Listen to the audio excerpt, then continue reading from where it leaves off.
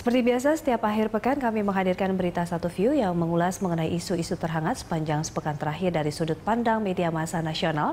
Kali ini tim redaksi Jurnal Pagi memilih isu beras plastik dan terobosan tim pansel pimpinan KPK. Sudah hadir dua narasumber pagi ini. Ada Bambang Harimurti, wartawan senior majalah Tempo, serta sudah hadir juga pemimpin redaksi majalah Gatra, Hedi Lugito. Selamat pagi, Mas Bambang dan Mas Hedi. Ini kita melihat sekarang ini fenomena beras plastik ini, Mas. Ini sengaja memang isu dimunculkan atau seperti apa terkait kemarin juga lab dari Polri ya memang juga mengatakan nihil, tidak ditemukan. Ya, memang tidak masuk akal kalau pemalsuan itu untuk ekonomi ya, karena plastik itu kan lebih mahal. Dan kedua memang secara saintifik juga agak aneh, karena kalau plastik itu kalau direbus tidak apa-apa, dia tidak akan lumer gitu. Jadi ada yang misterius soal ini dan saya kira kita harus berhati-hati menanggapinya ya. Ini beras plastik beneran atau justru ada yang pihak yang ingin mengembangkan beredarnya beras plastik, padahal beras plastiknya nggak ada. Artinya kalau kita lihat berhati-hati seperti apa nih Mas Bambang, dipolitisasi kayak isu seperti ini begitu? Pasti ada upaya politisasi, tapi ini kan yang membingungkan ada 3 lab, 1 mengatakan ada, Betul. 2 mengatakan tidak ada. Saya sendiri cenderung sementara ini menduga itu adalah mungkin terkontaminasi, kan sekarang karung beras dari plastik itu, mungkin ada plastiknya masuk, tapi itu seharusnya tidak membuat berasnya jadi berubah, karena kalau dimasak ya plastiknya plastik aja. Mas Edi, ini bagaimana Gatra mengulas fenomena beras plastik? Kalau saya sih mungkin ini sengaja isu ini diluncurkan ya oleh pihak-pihak tertentu ya. Jadi saya sepakat Mas Bambang bahwa beras plastik nggak mungkin diproduksi karena secara ekonomis nggak menguntungkan.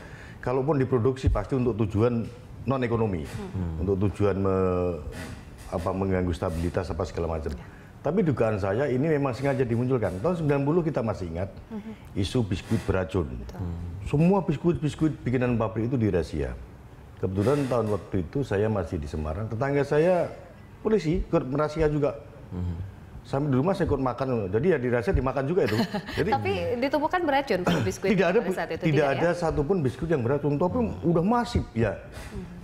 Dalam kasus beras plastik, saya khawatir juga seperti itu. Tadi di luaran kita sama Mas Bambang, gimana kalau media bersatu? Coba kita periksa deh sampel labnya dari Skupindo itu, media yang periksa, lembaga independen. Karena sekarang ini kan semacam ada krisis kepercayaan ya terhadap terutama Polri ya, yang kemarin memeriksakan jangan-jangan kan Polri yang meriksa ke lapor sama ke BPOM pemerintah.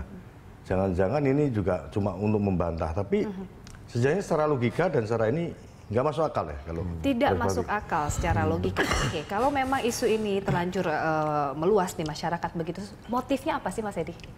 Kalau menyebar isu ya motifnya untuk sengaja bikin isu saja, untuk bikin isu tambah ramai aja. Kalau kita bikin teori yang agak ini, ada yang bilang ini pengalihan isu sebenarnya, tapi pengalihan isu kemana gitu kan?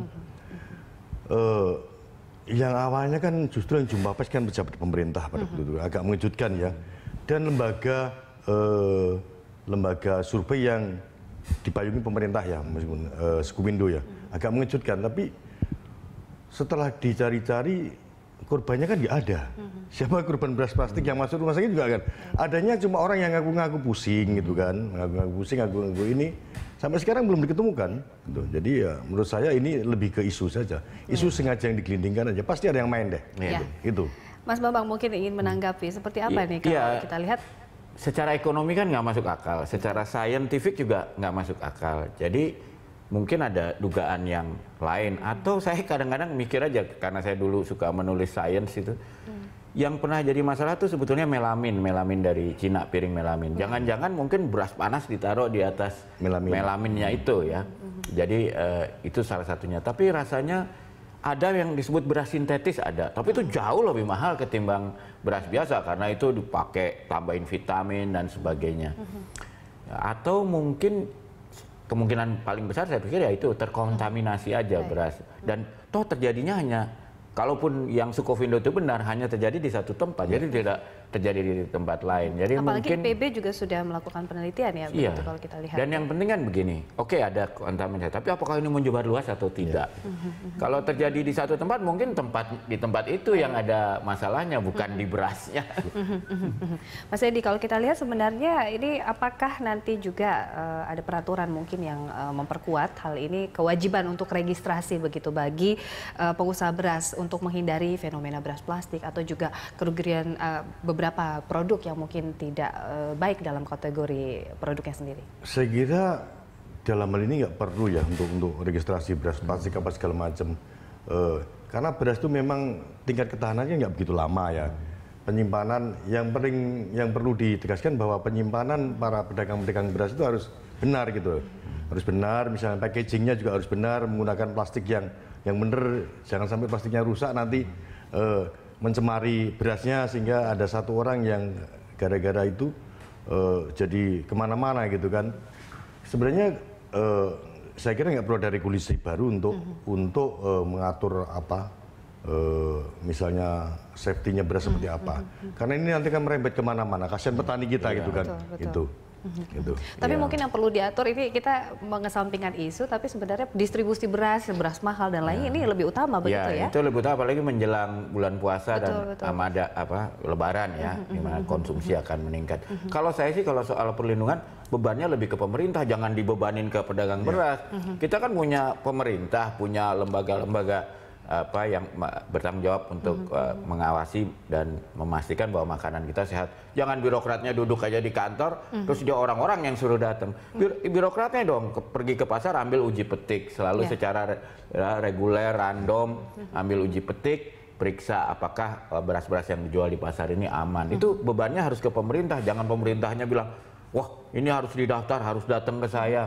Waduh. Terkait dari statement Pak JK sendiri yang mengatakan ketika memang sudah dari uji lab sendiri tidak ditemukan ada indikasi bahan plastik begitu, maka pemerintah tidak seharusnya juga untuk melakukan tindakan lanjutan begitu terkait perlindungan konsumen. Ya kalau memang tidak ditemukan ya mau tindakannya, kalau menurut saya tindakan jaga-jaga. Ya, itu kewajiban pemerintah memastikan bahwa makanan yang dijual kepada umum itu aman. Dan mereka kan punya aparat yang digaji dari bayar pajak kita, termasuk pajaknya si pedagang beras itu, yang mereka yang dong datang memastikan sering uji ke pasar-pasar, ke toko-toko, beras ambil bawa di lab, benar nggak kualitasnya gitu. Mungkin Anda tadi mengatakan gini ya Mas Bambang, pemerintah yang harus datang begitu ya untuk melihat atau uji lab begitu atau memeriksa begitu. Tapi kemarin terkait dari pemeriksaan pelapor dari penemu beras plastik di Bekasi itu seperti apa Anda menanggapi? Ya kalau pelapor itu menurut saya kita harus angkat topi ya, karena dia merasa ada yang nggak benar dia lapor. Itu artinya dia tidak ingin orang lain mendapat celaka dari situ. Itu menurut saya harus dapat apresiasi. Pemerintah malah harus mengapresiasi. Tapi kemudian pemerintah harus mengklarifikasi ini benar ada atau tidak. Dan kalau perlu mengundang tim-tim yang independen lah, yang dari universitas, dari mana begitu. Karena terus terang sekarang tuh ada krisis kepercayaan. Orang sama polisi nggak percaya, sama pejabat birokrasi cenderung nggak percaya ya. Ya berikanlah, kan masih ada universitas, masih ada ahli-ahli yang di mata orang independen ya. Kalau perlu bikinlah tim independen untuk meriksa beras ini ya. Baik.